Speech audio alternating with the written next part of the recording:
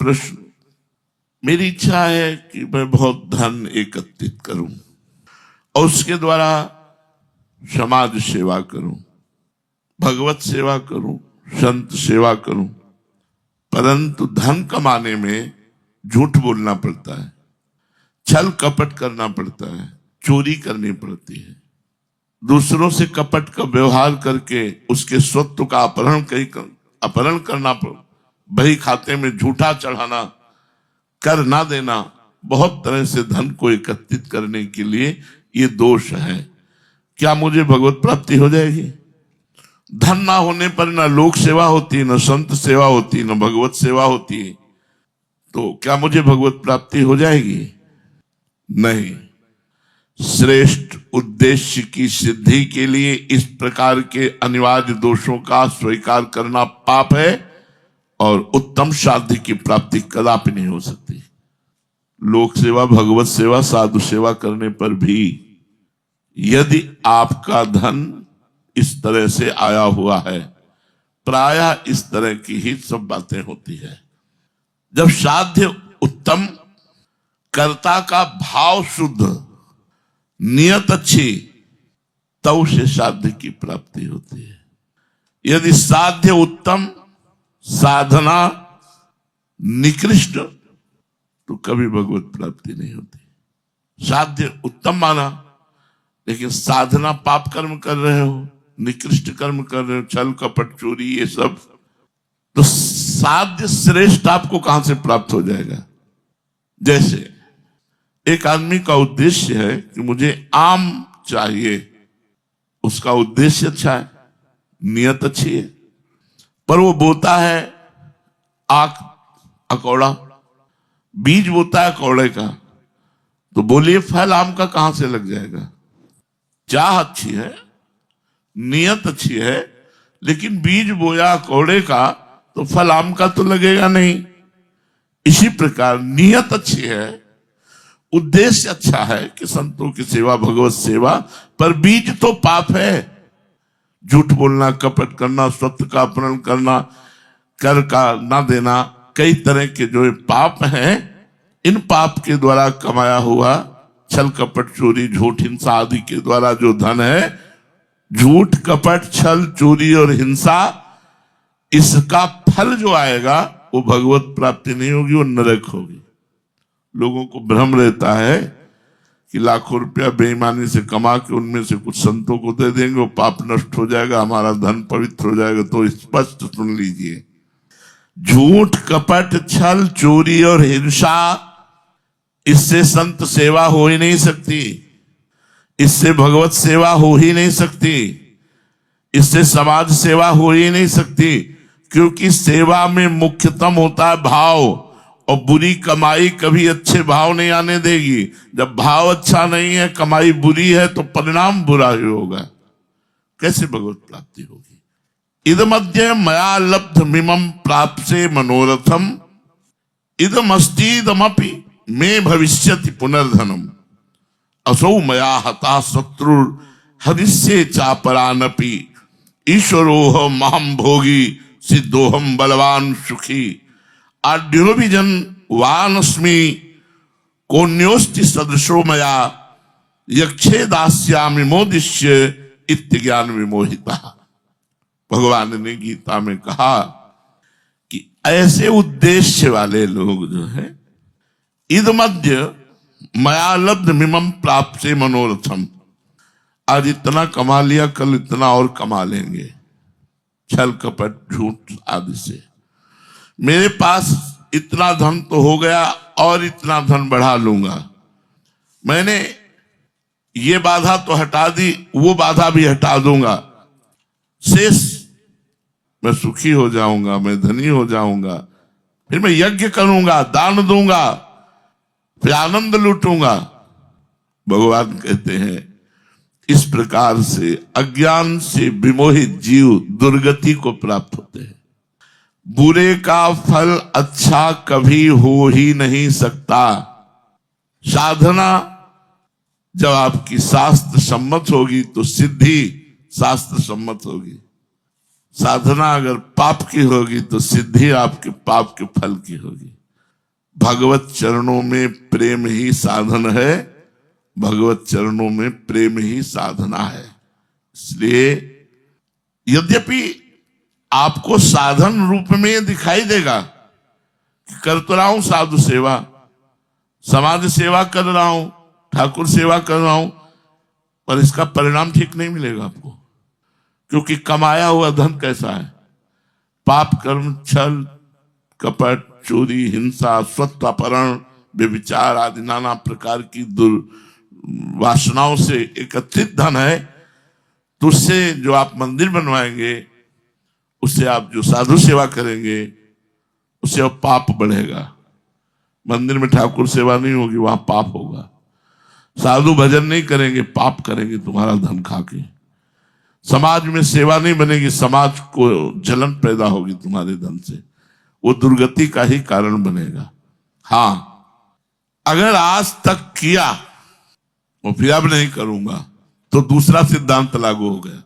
समझिए, करता जा रहा है और सोचता जा रहा है कि भगवत सेवा, संत सेवा या समाज सेवा, तो मेरा पाप छल कपट से कमाया हुआ धन पवित्र नहीं, उसकी दुर्गति होगी।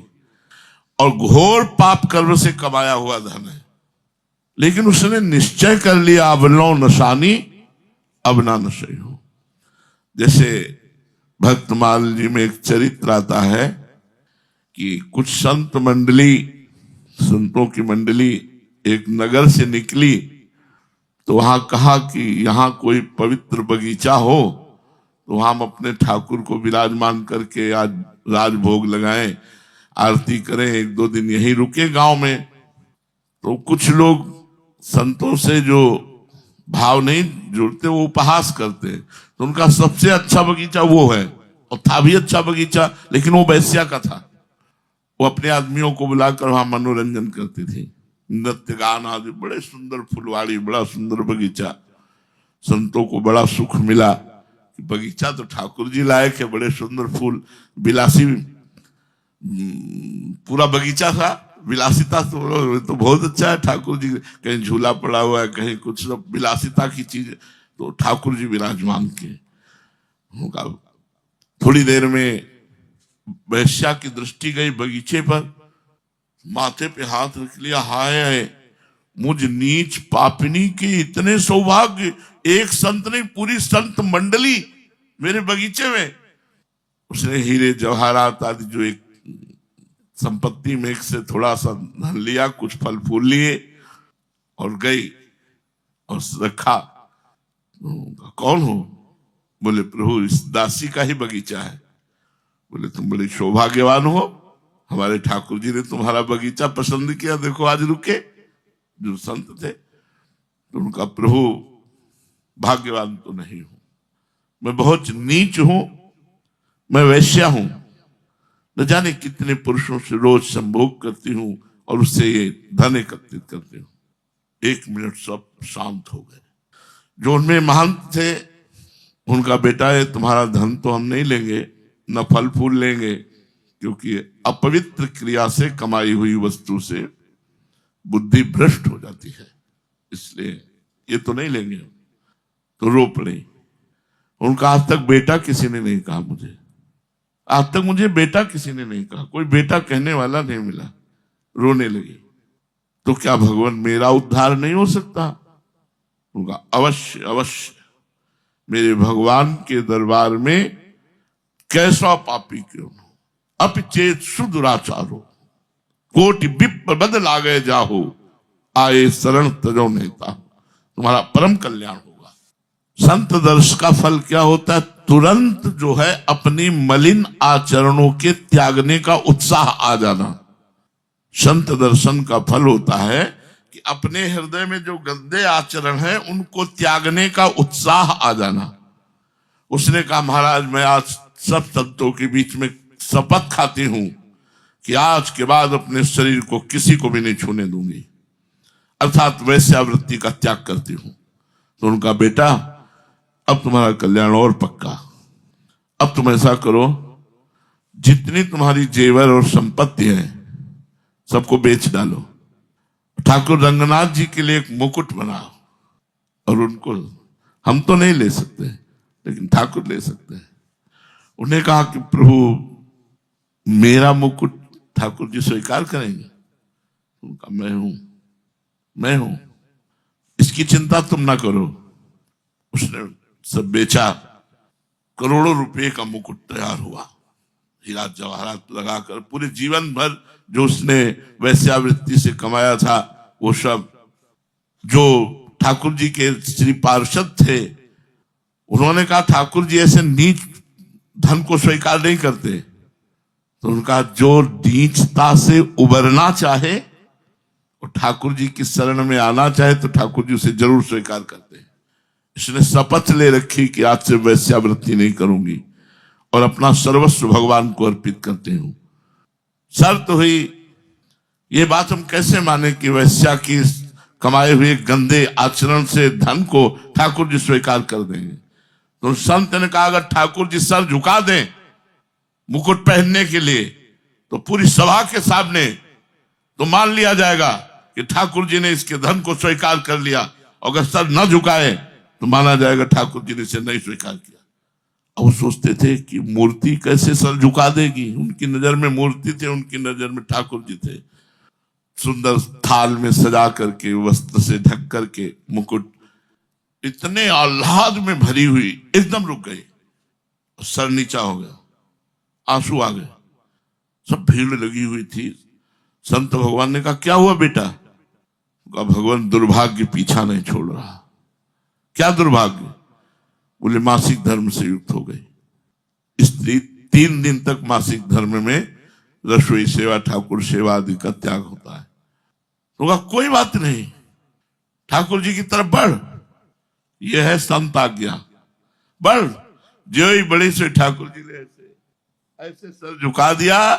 जय जयकार। रजस्वला स्थिति में ठाकुर जी ने मुकुट धारण किया। यह है अबलो नशानी अब ना नशे हो। यदि आज तक किया अब नहीं करूंगा। और फिर वो सारा धन ठाकुर जी की संत सेवा में, भगवत सेवा में, समाज सेवा में लगाकर तो आप निर्विकार होकर भगवान की शरणागति को प्राप्त होकर भगवान को प्राप्त होंगे। लेकिन आप पाप कर्म करते हुए धन को पवित्र करने की भावना से संतों की सेवा में, भगवत सेवा में, तो आपकी दुर्गति नहीं रुकने वाली, क्योंकि वो बीज पाप है। तो उसका जो पेड़ है, उसका जो फल है, वो दुर्गति है।